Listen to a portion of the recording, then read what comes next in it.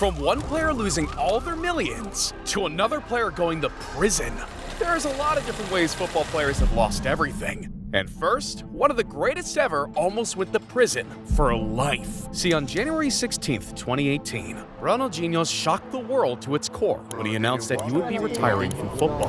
He enjoyed himself and he enjoyed his career. Some people think, well, what might have been if he hadn't partied as much as he did? But that was only the start of the Brazilian's downfall. Because just a few months after announcing his retirement, Ronaldinho was about to hit his first storm. An unknown person leaked that this dude was literally married to 2 women at the same time. And once that was out in the open, more people wanted to jump in on the clout. So out of nowhere, Ronaldinho's whole personal life was leaked online. The craziest part was that this dude even had 2 bedrooms in his house, one for each of the girls. But if you think that would keep him satisfied, you'd be wrong. Because it turns out he had a mistress on the side as well. And you know that wasn't in the script for his 2 wives. So they packed their bags and left him for good. But that was just one of the many mistakes that would haunt Ronaldinho.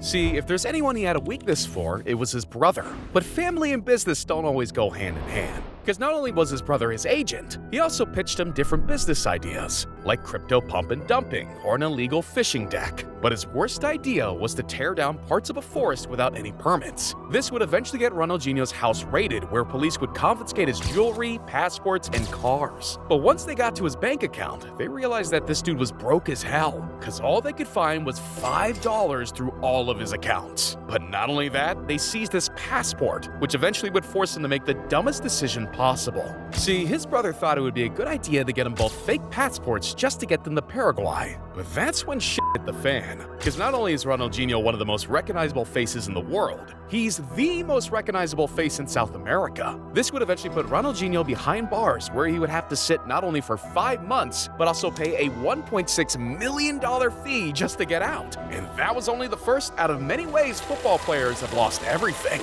Because for number 2, one player not only lost the respect of the world, but he was almost killed by his own brother. When Ryan Giggs was playing for Manchester United, he was winning it all. Player of the Year, back-to-back Premier League titles, and even a Champions League title. But once people realized what he had done off the pitch, it would destroy everything.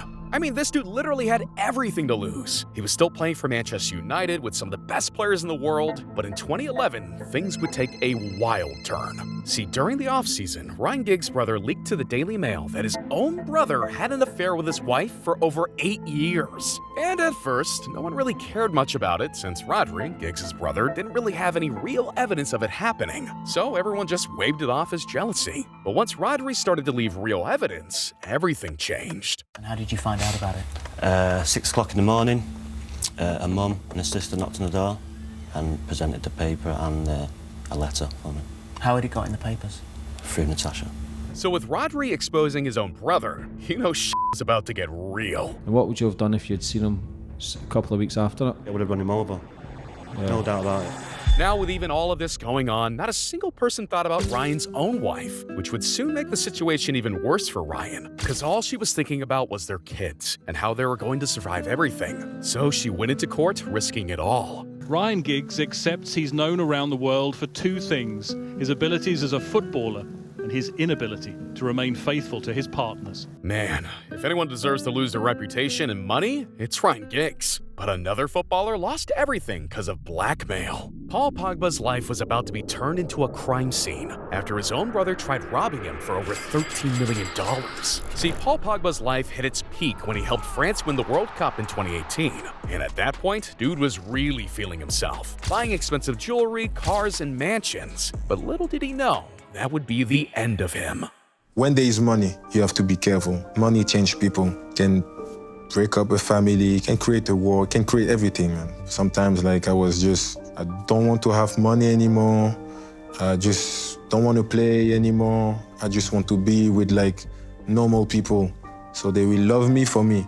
Not for the fame, not for the money. And that's when Pogba started feeling on edge around 2 certain people, Matthias and Florentin Pogba. Little did Pogba know, his brother Matthias would do something unforgivable. In March 2022, Paul Pogba was doing his best to get back to doing what he loved most, playing football. But behind his back, his brother was plotting to take him down. See, while Pogba was back to see his family in France, Mathias invited him to get together with his childhood friends. And with Pogba hoping he could rekindle his relationship with his brothers, he was about to pay an even bigger price. But once Pogba stepped into the apartment, he got guns pointed at his face, forcing him to pay them $13 million. And what's even wilder was that they wanted $1 million for every year he spent as a professional footballer. The only people can hurt you is the people that they're close to you. The enemies, you know where they are, and they will not you know that they're, but the people that they close, the friends, family that you think they're happy for you, they're the one that they can destroy you. People will change. When you get money and stuff, the money changes people, and that's the reality. After that, Pogba had no idea what to do, and people around him started noticing something was off about him. Eventually, police would take over the case, and Pogba decided it was time for a change. So he packed his stuff and signed back to Juventus to go find love for the sport that he cares so much about. But what he thought would be a dream move would slowly turn into his second worst nightmare. Cause out of the blue, his brother Mathias would release a viral Instagram video where he would expose Pogba for some crazy stuff. Bon, et des témoignages. Vous pourrez juger de si j'exagère ou au contraire si j'ai minimisé la gravité de cette affaire. Ainsi, cette affaire, les méfaits de mon frère et mon récit s'articulent autour de 5 sujets. Je vous les résume d'abord avant de tout vous expliquer et de rentrer dans les détails. Alors tout d'abord, il y a la famille et son véritable comportement envers elle. Et a vécu dans une famille aimante, soudée, très soudée, qu'il a toujours soutenue et encouragée.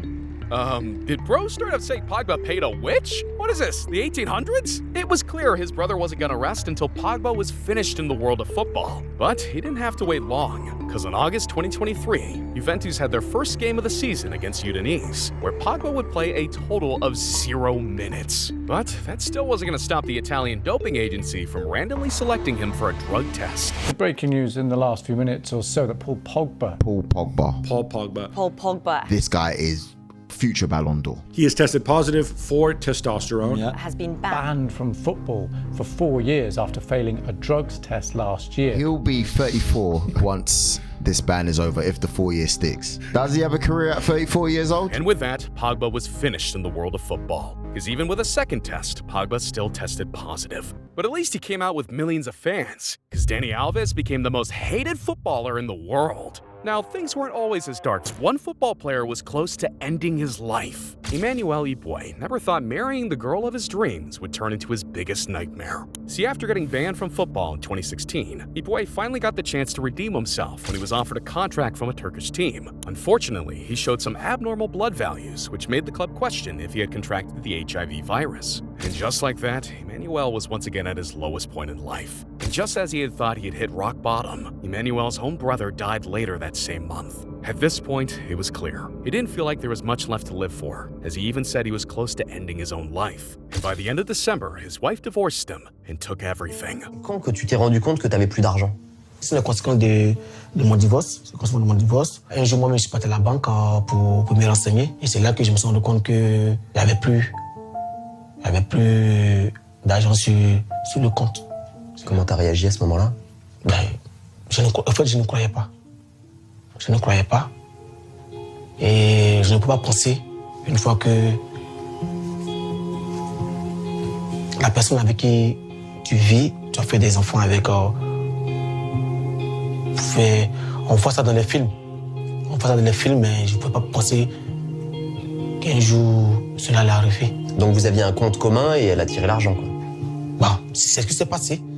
J'ai été naïf là-dessus. Je le sais. J'imagine qu'il s'agit de millions d'euros. Oui, beaucoup. After that, Emmanuel's life was completely destroyed. No money, no kids, and not even a roof over his head. Things were so bad that he couldn't even turn on the lights in his own house. And worse yet, not a single one of his former teammates or friends contacted him to see if he needed any support. Instead, he was all by himself in the dark. Ce qui me fait mal, c'est le fait que j'ai personne auprès de moi. Est-ce que le monde du football est solidaire ou est-ce que tu te sens abandonné aussi par le monde du foot? Oui, je me sens... Le football, il est ingrat. Le football, il est ingrat pour... Le football, ce n'est plus le talent. Le football, maintenant, c'est l'argent, le business. On fait mal. Même, je te jure, hein, tu vois, chez moi, j'ai pas de télévision. Hein. J'ai décidé de ne pas mettre la télévision chez moi à la maison parce que j'ai mal. Quand je regarde, je vois mes amis jouer. Je suis content pour eux. Mais au fond de moi, je pleure. C'est la méchanceté des gens qui ont fait qu'aujourd'hui, je suis assis chez moi à la maison. Je pleure tout seul. J'ai pas d'amis. J'ai pas des amis avec qui j'ai joué qui sont contents avec moi. Ceux qui sont contents avec moi, c'est juste quand ils apprennent que Emmanuel Eboue a tel problème. C'est là qu'ils surgissent, ils viennent. Et moi, ça, j'appelle pas ça l'amitié. T'es descendu très bas. Ouais, c'est ça a été très très dur pour toi. Oui. J'ai connu la dépression. Franchement, j'ai connu la dépression d'un moment où je m'enfermais. Je ne sortais pas. J'étais chez moi parce que d'abord de un, j'avais la honte. J'ai même plus de voiture. Je suis là, je me déplace dans le bus et dans le train, je vais me cacher pour ne pas que les gens me reconnaissent. Now, even though everything looked dark for a while, Emmanuel eventually managed to get his life somewhat back in order. And once he got back to his roots, he finally started feeling like he belonged again. But not only that, in 2020, he met a childhood sweetheart who helped him set up a football academy in the Ivory Coast. And that started to make him feel happy again. And honestly, Emmanuel getting his life back together is what he truly deserves.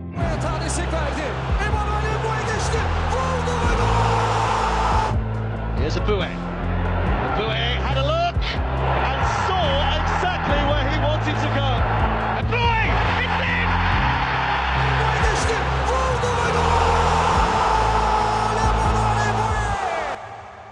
Because there are some that lose everything for making stupid decisions. See, in 2009, Royston Drenthe was playing alongside Cristiano Ronaldo and making over $2 million a year. Yet somehow he threw it all away.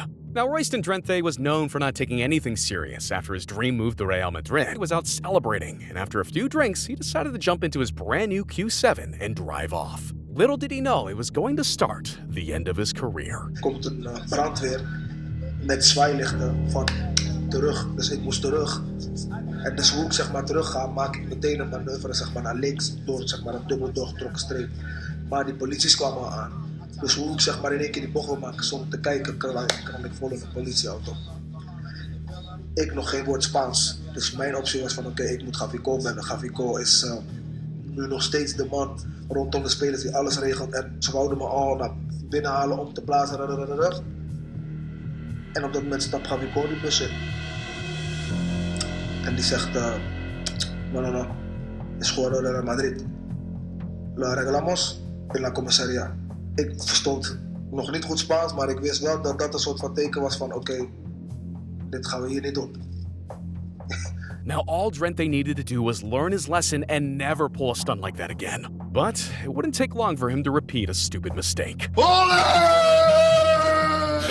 Kwart voor 5 in de nacht. Vrijdagnacht. Normaal zou ik slapen. Het feit dat DJ vast aan Madrid is, dan moet ik toch even piepen. Je weet zelf, represent Rotterdam. Represent de jongeren. Je weet zelf, de young boys. Yeah, this dude had no idea what he was doing, and making the big bucks really went straight to his head. Because not only was bro throwing his money on the dumbest things possible, he was getting less game time by the week. And after being shipped between clubs, Drenthe finally got his last chance at Everton. Now Royston knew this as well, so he showed the world what he was really made of. Drenthe! What a strike! Stunning goal from Royston Drenthe! And what about Royston Drenthe as well? Because obviously he was pivotal on 2 of the offside decisions. But how pleased are you with the way he's progressed as the season's gone on? He's done well. There's bits of his game which is fine. There's a lot of it needs to improve as well. But no, we're pleased he's here in loan and we're enjoying having him. But after a great start, an altercation broke out between him and then coach David Moyes, which ended in Drenthe telling him to shut the f*** up. That obviously didn't go well with the club, and they shipped his ass back to Real Madrid. However, there was only one problem. They didn't want him either, and neither did any of the top-paying clubs. So after jumping between clubs all over the world, Drenthe found himself in the 3rd division in Spain, playing for Real Murcia, where he looked completely out of shape. Hay que trabajar para uno. Ojo la pelota para Drenthe, ojo Drenthe, gol, no! Now, the worst part about this was that Royston still hadn't learned his lesson. He was still obsessed with partying, girls, and gambling. And at 33, he would reach his breaking point, as he would declare bankruptcy. And now at 37, he still doesn't seem to care. Now, I know football players losing their wealth isn't the end of the world for you, but imagine your team getting robbed for the worst call in football history. Or worse yet, losing a World Cup game because of a handball. Like, come on, how are you still here, bro? Go check it out. Click the video right here.